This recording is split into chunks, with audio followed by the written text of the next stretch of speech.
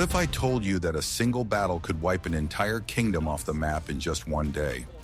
In 1241, Europe, confident in its invincibility, faced an army that operated according to rules completely unknown to it. It was not just a battle, it was a clash of two worlds, and one of them was doomed. The knightly cavalry, considered invincible, was helpless in the face of icy strategy and unprecedented mobility. The story of the Battle of Mohi is a chronicle of how overconfidence leads to disaster. Watch the video to the end to find out how the brilliant Mongol commander Subutai lured the entire Hungarian army into a trap, and how one fatal miscalculation by King Béla IV cost him his crown.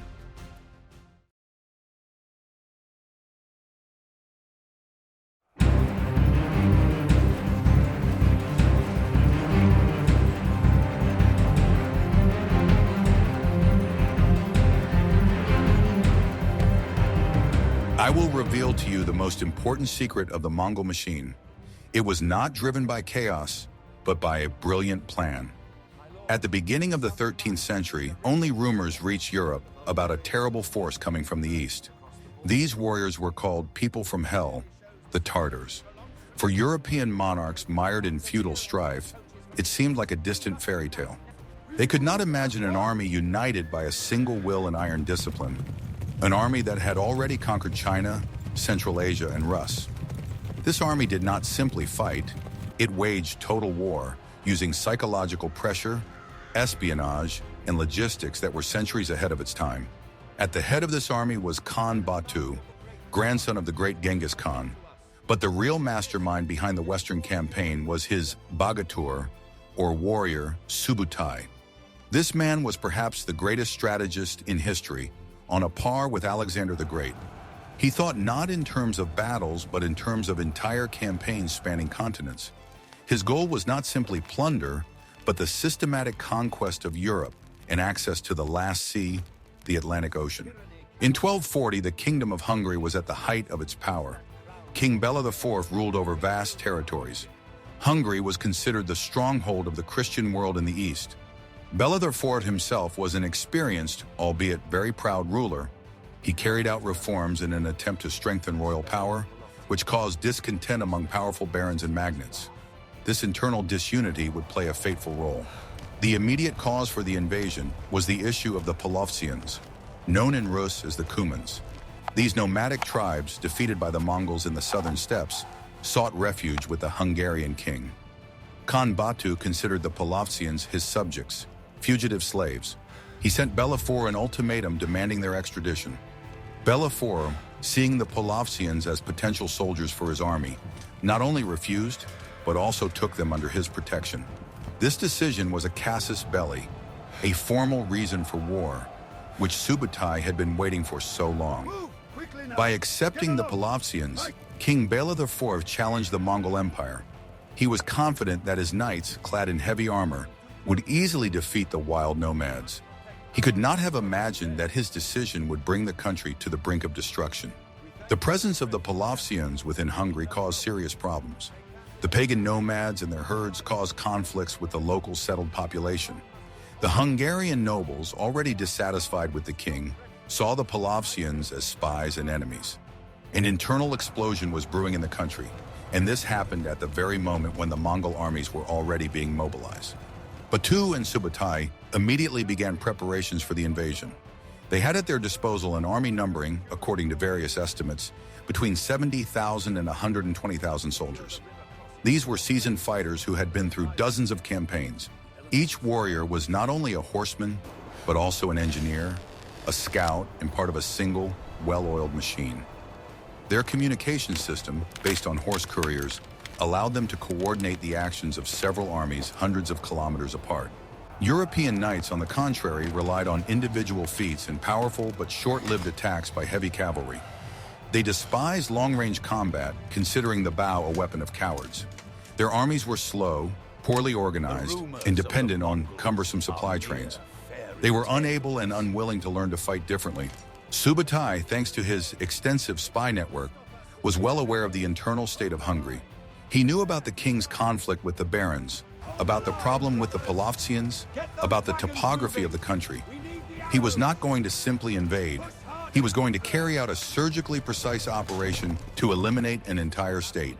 The Hungarian nobles, who had gathered from all over the country, were full of determination. They looked at their knights clad in steel, at their long spears, and considered themselves an invincible force. They did not know that Subutai had already calculated their every move. They were not going into battle, but to the scaffold that they themselves had helped to build. I am very interested to hear your point of view.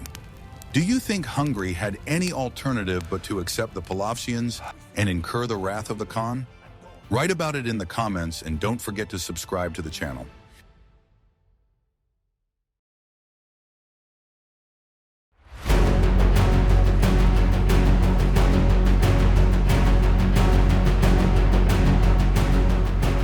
Are you ready to learn the truth about how one man planned to conquer an entire continent? The genius behind the Mongol invasion, the commander Subutai, was no ordinary military leader. He was an architect of war who thought on a scale of thousands of kilometers. For him, Hungary was not just a target, but the main prize in the European campaign. But to take this prize, he first had to secure his flanks.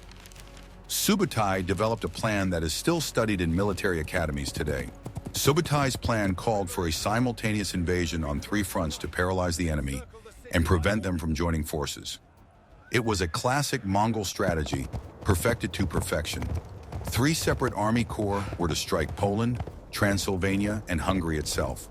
The Northern Corps, commanded by Béla, was to invade Poland. Its task was not to conquer Poland, but to neutralize it. Subutai knew that the Polish princes were allies of the Hungarian king.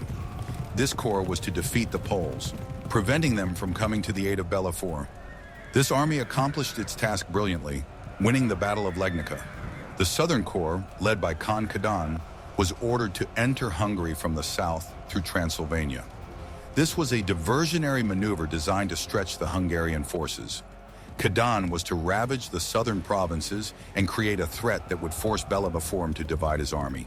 The main army, under the personal command of Batu and Subutai, was to deliver the main blow. Their route lay through the Carpathian Mountains, through the fortified Verik Pass. It was the most direct but also the most difficult route, which the Hungarians considered impregnable. In March 1241, the Mongol machine was set in motion. King Béla IV, learning of the invasion, ordered the fortification of the Verik Pass. He sent troops there under the command of the Palatine, one of the highest officials in the kingdom. The Hungarians blocked the pass with trees and posted strong guards. They were confident that this would be enough to stop the nomads. But the Mongols were no ordinary nomads. They were masters of assault and engineering. While one detachment distracted the Hungarian defenders with a frontal attack, another bypassed them from the flank using secret paths. The pass's guards were swept away in a matter of hours. The gates to Hungary were open. The fall of the Verik Pass came as a shock to Béla IV. The Mongol army poured onto the plain, moving at incredible speed. Their sea wave tactic, scattering to plunder and gathering for battle, sowed terror and panic. They did not engage in large battles, systematically advancing towards the heart of the kingdom, the city of Pest. The pass is lost, my king. They are unstoppable. Impossible. How could this happen? The whole kingdom is exposed. Another summons. Truly, this vintage is better company. Indeed. Let them wait. Béla IV sent messengers to all corners of the country, calling on barons and knights to gather under his banner. But the response was slow. Many magnates, dissatisfied with the king, were in no hurry to come to his aid. They sat in their castles, naively believing that the storm would pass. Meanwhile, tragedy struck the Hungarian camp itself. Suspicions against the Palavcians reached their peak. An angry mob, incited by some nobles, broke into the house where the Palavcian Khan Kutian was staying and killed him. This was a fatal mistake. Upon learning of the death of their leader, the Palavcians, who made up a significant part of Béla's light cavalry, declared the Hungarians traitors and left the camp, ravaging the Hungarian lands along the way. The Hungarian army finally gathered at Pest. It was a huge but slow-moving force consisting of heavy knights, militiamen, and bishop's troops. King Béla IV was confident of victory. He did not know that while he was gathering his knights, the Mongol Tumans were already performing a dance in which the Hungarians were assigned the role of victims. Every step they took from then on was part of Subutai's plan. What do you think is the key to such perfect coordination of armies in an era when there was no radio? But what if I told you that the Mongols had no intention of storming Pest? In the next chapter, you will learn what cunning trap they had prepared for King Béla.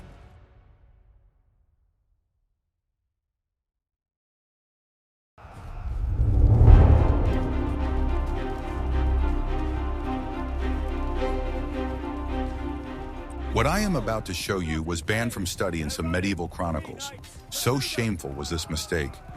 The Mongol vanguard appeared at the walls of Pest. They looked like simple scouts, small detachments that engaged in minor skirmishes and immediately retreated. This was done deliberately. Subutai played on the main vice of knighthood, their pride and impatience. The Hungarian knights, seeing their enemy avoiding battle, flew into a rage. They demanded that the king immediately attack and punish the cowardly savages. They were confident that the mere sight of their steel-clad squadrons would put the Mongols to flight. Béla IV, yielding to pressure from his barons, gave the order to advance. The huge Hungarian army, numbering up to 80,000 men, left Pest and moved eastward. The Mongol vanguard immediately began to retreat. This retreat was a masterpiece of military art. It was not too fast, so that the Hungarians would not despair of catching up with them, and not too slow, so as not to be drawn into battle. Subutai used his classic tactic, a feigned retreat. He led the entire Hungarian army behind him, as if on a string. Mongol horsemen taunted the Hungarians, showering them with arrows from a safe distance, and then retreating again. The knights, unaccustomed to such combat, flew into a rage and rushed forward, breaking formation and exhausting their horses. This chase lasted 6 days. For 6 long days, the Hungarian army marched eastward, further and further from their supply bases. The soldiers and horses were getting tired. Discipline was falling. The king and his commanders were sure that they were pursuing a defeated enemy. They did not realize that they were actually being led to their place of execution. Subutai chose the perfect place for the decisive battle. It was a plain near the Sajó River, not far from the village of Mohi. The terrain was open, which gave the Mongol cavalry an advantage, but at the same time, the river and swamps limited the maneuverability of the heavy Hungarian army. This is where he led the army of Béla IV. Upon reaching the Sajó River on April 10, 1241, the Hungarian command saw that the Mongols had set up camp on the other, eastern bank. The Hungarians decided to stop on the western bank, and here they made their last and most fatal mistake. Instead of setting up camp in the open, they decided to build fortifications. The Hungarians herded their wagons, thousands of wagons from the supply train, into one huge circle. They chained them together, turning the camp into an improvised fortress or wagonburg. This decision, dictated by fear of night attacks, seemed reasonable to them. But in reality, it was a trap. The camp became incredibly cramped. Inside the huge ring of wagons, knights, infantry, horses, tents, and supplies were mixed together in complete disorder. There was no room to maneuver. In case of alarm, the army would not be able to quickly form up for battle. The Mongols watched these preparations silently from the other side of the river. Subutai could not have dreamed of a better gift. The Hungarian king had locked his army in a tiny cage with his own hands. Béla IV's warriors, tired from the long march, were confident in the impregnability of their camp. The camp was ready. Thousands of carts, linked together with chains, formed a seemingly powerful bastion. Inside, in cramped and disorderly conditions, the entire Hungarian army was housed. The knights celebrated, believing that the enemy had fled. They did not realize that they had just voluntarily locked themselves in a cage, and that the key to it was in Subutai's hands. If you like how we reveal the tactical tricks of the past, please like this video.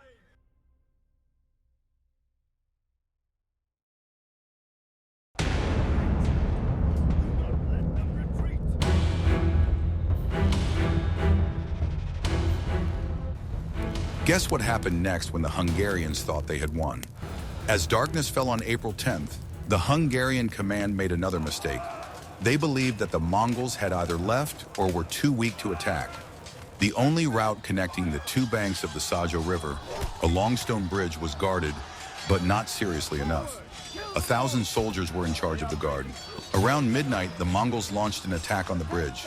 It was Batu's detachment. They went on a frontal attack, trying to capture the crossing.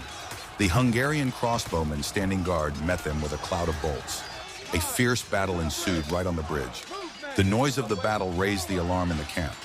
The most determined and courageous Hungarian commanders, the king's brother Duke Koloman and Archbishop Ugrin Chak, did not wait for orders. Gathering their best knights, they rushed to the bridge to help the defenders. Their appearance was decisive. The heavy knightly cavalry struck the Mongols who were trying to break through the bridge. This came as a surprise to the Mongol warriors, who did not expect such a swift and organized counterattack. They could not withstand the onslaught and began to retreat to their shore. The Hungarians won a clear victory. They repelled the attack, held the bridge, and, as they thought, inflicted serious damage on the enemy. Duke Koloman and Archbishop Ugrin were proclaimed heroes. They proved that knightly valor could defeat any enemy. The victory at the bridge had an intoxicating effect. Jubilation reigned in the Hungarian camp. The soldiers celebrated, confident that the Mongols would no longer dare to attack them. They believed that this was the enemy's main attack, and it had failed miserably. Confident in their success, the commanders returned to camp. They reported to King Béla that the danger had passed, the enemy had been defeated, and the bridge was securely defended. Reassured by these reports, the king allowed the soldiers to rest. No one thought it necessary to strengthen the guard or send scouts to the other side. Tired from the chase and the night battle, the Hungarian soldiers and knights dispersed to their tents. Silence fell over the camp, enclosed in a ring of carts. The army slept, confident in its safety and tomorrow's final victory. This self-confidence was fatal. They did not know that the night battle on the bridge was not the main attack, but merely a diversionary maneuver. While they celebrated their small victory, the real architect of their demise, Subutai, was putting his main plan into action. This local victory had fatal consequences. The Hungarian leaders, proud of their success, returned to camp. They reported to the king that the attack had been repelled and the enemy defeated. The weary warriors dispersed to their tents to celebrate. No one posted additional guards. No one sent out scouts. What would you have done in the Hungarian king's place after such a report? In the next chapter, you will learn what really happened while the Hungarian camp slept.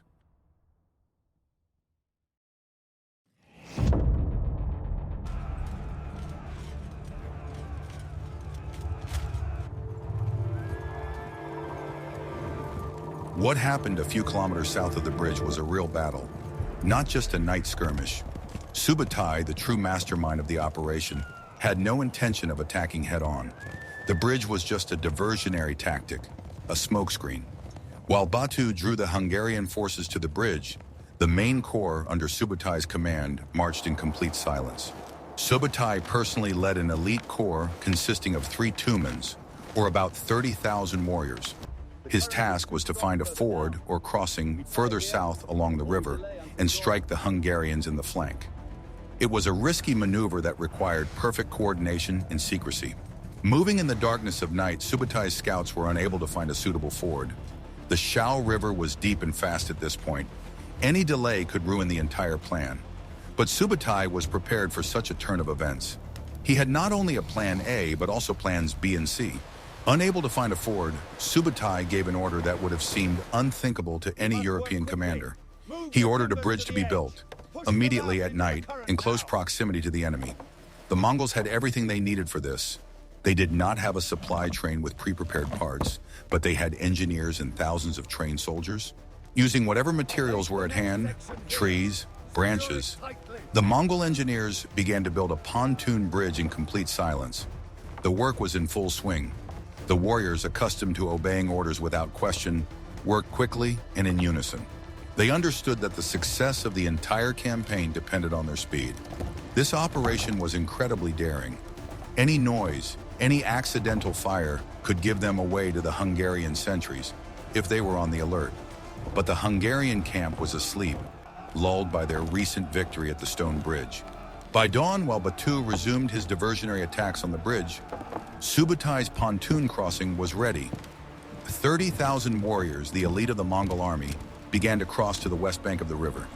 They emerged directly on the flank and rear of the sleeping Hungarian camp. This maneuver, a night march, the construction of a bridge, and the crossing of a huge army, was carried out with such precision and speed that it seemed impossible. It was a demonstration of the highest level of military organization and discipline. Subutai left nothing to chance. While the Hungarian knights were dreaming of future exploits, the steel fist of the Mongol army was already closing in on them. They did not yet know that their fate had been decided in a few hours of the night, a few kilometers from their seemingly impregnable fortress. The Hungarian camp slept. Not a single sentry noticed the movement of the huge army. No scout reported that a deadly threat was growing on their southern flank, which they believed was protected by the river. The silence of the night was broken only by the quiet lapping of water and the muffled commands of Mongolian officers. By morning, everything was ready.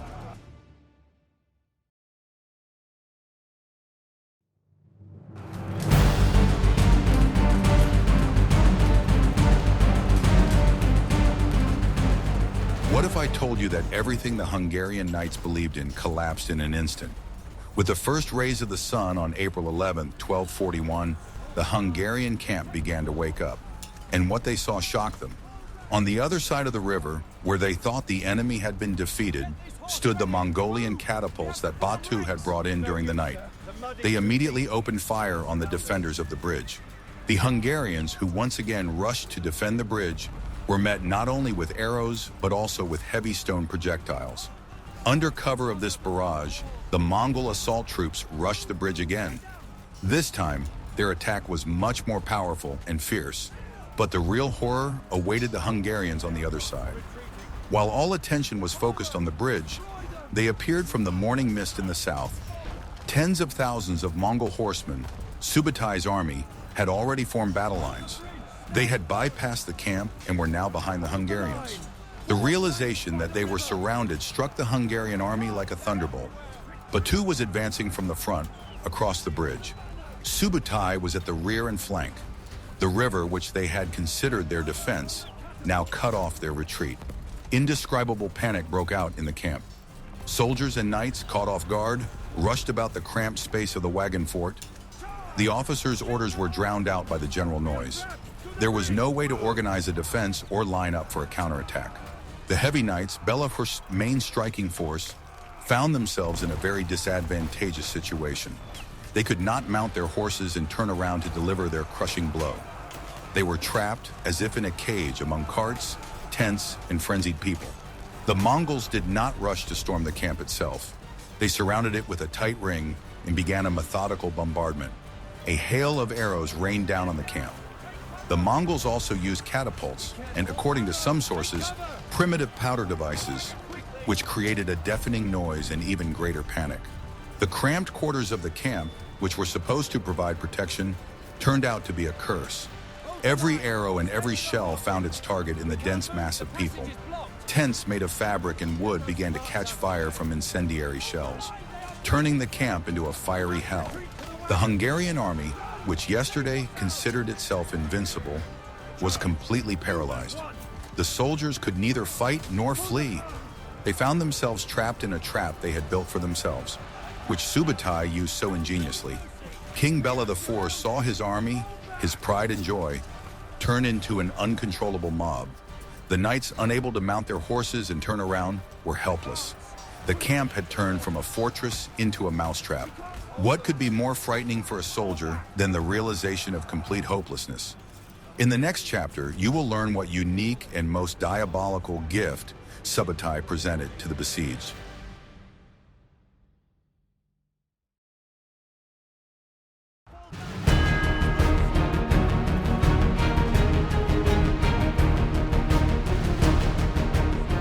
At this moment, when the Hungarian army was completely demoralized and trapped, Subutai used his favorite psychological trick.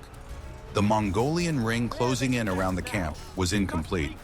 To the west, for some inexplicable reason, there remained a free, unoccupied corridor. This passage looked like the only way to salvation. This was not a mistake or an oversight. It was a brilliant tactical move that historians would later call the Golden Bridge, or invitation to flee. Subutai understood psychology. An enemy cornered and deprived of hope would fight to the last, inflicting heavy losses. But if given the illusion of salvation, he would rush to flee. The Hungarian warriors, driven mad by horror, smoke, and chaos, saw this gap in the Mongol formation. For them, it was a sign from above, the only chance to escape the fiery trap. Hope for salvation flared up with renewed vigor. Discipline in the camp finally collapsed. No one thought about defense or the king anymore. Everyone thought only of themselves. Soldiers, knights, nobles, all rushed to this passage in the west, trying to break out of the camp. King Béla IV and his brother, Duke Koloman, were among those trying to escape. They realized that the battle was lost and that the only thing left to do was to try to save their lives. At the head of a small detachment of bodyguards, they fought their way through the frenzied crowd and rushed into the saving corridor. The once mighty Hungarian army turned into an uncontrollable stream of fugitives. People abandoned everything: weapons, armor, supply carts. They ran without looking where they were going, trying to get as far away as possible from the terrible camp on the Sajó River. They ran across open ground stretching for miles. Heavy knights who had thrown off their armor were mixed in with the infantry. They were exhausted, frightened, and completely disorganized. They were no longer an army. They were a mob. This was exactly what Subutai had been waiting for. He allowed them to get far enough away from the camp that they spread out and lost all semblance of order. He let them believe they had escaped. The Mongols did not pursue them immediately. They let them go. They allowed this avalanche to gather speed. Subutai calmly watched as his ingenious plan entered its final and most terrifying phase. The army ceased to exist as a single entity. It turned into thousands of individuals, consumed by a single thought: to flee. They rushed toward what they thought was a safe passage, abandoning their carts, equipment, and honor. This was exactly what Subutai had counted on. The trap had snapped shut.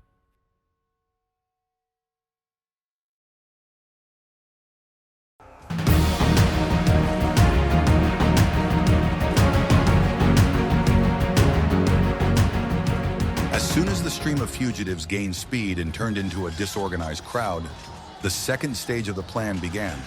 From behind the hills, from the forests, from ambushes where they had been waiting for their moment, fresh tumens of Mongol light cavalry struck. They did not engage in battle with an organized enemy. They began a pursuit. This was no longer a battle, but a methodical operation. The fleeing Hungarian soldiers were perfect targets. They were exhausted, demoralized, and unable to resist. They had no formation or command. The Mongol horsemen on their sturdy horses were fresh and organized. They did not attack the entire crowd at once. They cut off small groups, surrounded them, and systematically destroyed them. The heavy armor that had been the pride of the knights now became their curse. It hindered their flight, and a dismounted knight was helpless. This pursuit lasted not an hour or two, but 2 days. The Mongol cavalry chased the remnants of the Hungarian army for dozens of kilometers, all the way to Pest. They gave the fugitives no moment of rest, no chance to regroup. The fields along the entire route from Mohi to Pest were littered with abandoned weapons, armor, and carts. It was evidence of complete and utter collapse. The army of the Kingdom of Hungary, which had been gathering for several weeks, ceased to exist in a matter of hours. Duke Koloman, who had fought valiantly on the bridge, managed to break through to Pest with a small group. However, in this chaotic retreat, he suffered severe injuries. His condition was critical, and he was no longer able to lead any resistance.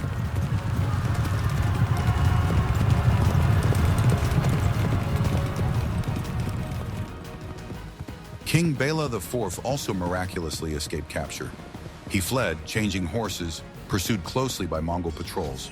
His personal guard melted away before his eyes. In the end, he was left practically alone and was forced to hide in the forest. The Mongols captured the entire Hungarian camp.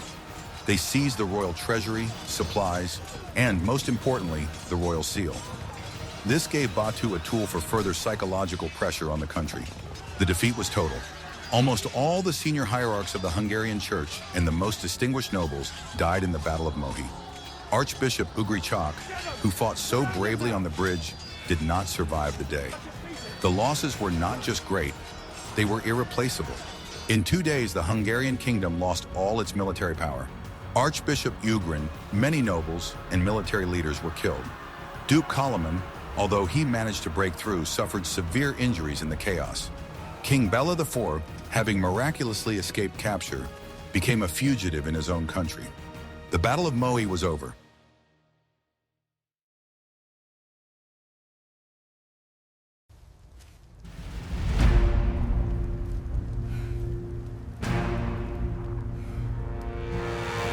The disaster on the Sajó River was not the end, but only the beginning of the tragedy for Hungary. Having destroyed the army, the Mongols gained complete control over the country. There was no one left to stop them. They divided into several corps and began a systematic development of the territory. Khan Batu used the captured royal seal of Béla IV to issue false decrees. He ordered towns and villages to surrender, promising mercy and protection in the name of the king. Many, unaware of the disaster at Mohi, obeyed these orders, which only made the conqueror's task easier. King Béla IV himself became a fugitive. He fled west to Austria, seeking protection from his ally, Duke Frederick II. However, instead of helping, the Duke behaved like a jackal. He effectively took Béla hostage and, in exchange for safety, took the remains of his treasury in 3 Hungarian counties. Realizing that there was no help to be expected in the west, Béla IV fled Austria. He headed south towards the Adriatic Sea. He wandered from castle to castle, finding no peace anywhere. It was not a royal journey, but a desperate escape. The Mongols did not forget about him. Khan Kadan, the same one who had ravaged Transylvania, received a personal order from Batu to find and capture the Hungarian king. A real hunt began. Kadan and his 2 men pursued Béla, crossing the whole of Hungary and Croatia. The Mongol pursuit was relentless. They chased the king to the Adriatic coast. At the last moment, Béla IV found refuge in the well-fortified city fortress of Trogir, located on an island. The Mongols, having reached the shore, were unable to take the city. For the first time in their European campaign, they had reached the last sea.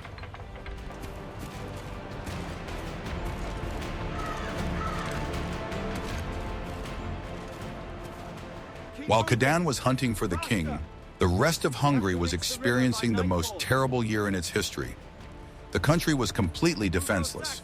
Mongol troops roamed everywhere, looting, ravaging, and taking the population captive. Cities that tried to resist were wiped off the face of the earth. Hungary, one of the strongest powers in Central Europe, ceased to exist as an organized state. It turned into a barren land, paralyzed by fear. Neighboring rulers, including the Pope, watched the events with horror, but were unable or unwilling to come to the rescue. Pope Gregory IX called for a crusade against the Mongols, but his appeals went unanswered. European monarchs were preoccupied with their own disputes. No one was prepared to face an army that had just so easily destroyed Hungary and Poland. It seemed that all of Europe was about to fall. Subutai and Batu were already making plans to march on Vienna and then Rome. Their armies stood at the gates of Italy and the Holy Roman Empire, and there was no force capable of stopping them.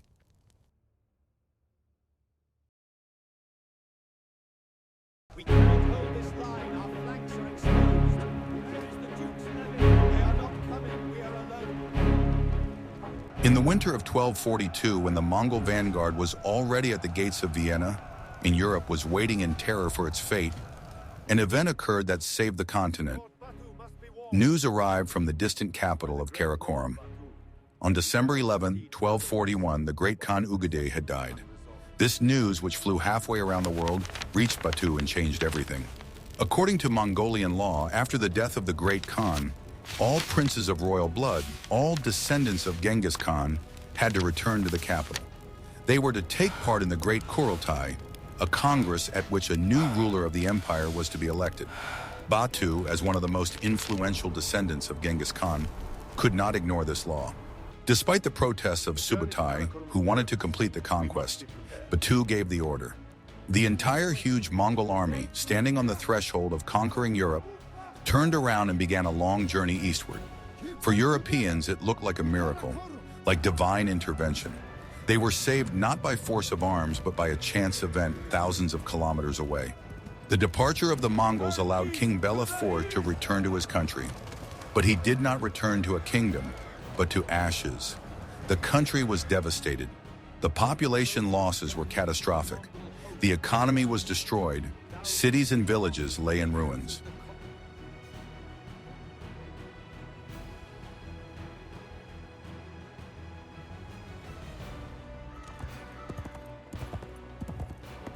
But this catastrophe became a turning point for Béla IV and for all of Hungary. The king, who had not performed well on the battlefield, turned out to be a great reformer. He learned harsh but important lessons from the defeat at Mohi. He realized that the old feudal army, based on knightly cavalry, was useless against the new type of warfare. He realized that wooden fortifications and earthen ramparts could not stop a serious enemy. He realized that a country torn apart by internal strife was doomed. Béla IV launched a program that could be called Hungary 2.0. He initiated the mass construction of stone castles throughout the country, granting permits to anyone who was willing to build them. He reformed the army, relying on heavy cavalry of a new type and mercenaries, including the Polovtsians, whom he invited back to the country. He encouraged the settlement of deserted lands by inviting colonists from Germany and other countries. He rebuilt cities, granting them privileges and self-government. From the ashes of the Mongol invasion, a new, stronger, and more centralized Hungary was born.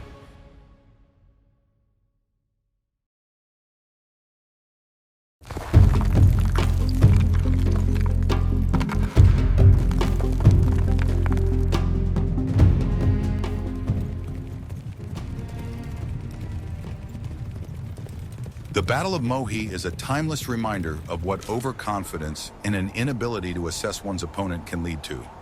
Subutai's genius and the discipline of the Mongol army met with knightly pride, and the outcome was a foregone conclusion. This battle forever changed the art of warfare and the political map of Central Europe. What other great battles of the past would you like us to cover in future episodes?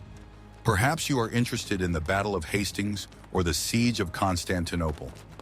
Leave your suggestions in the comments. It is very important to us. And of course, don't forget to subscribe to our channel so you don't miss out on new exciting stories.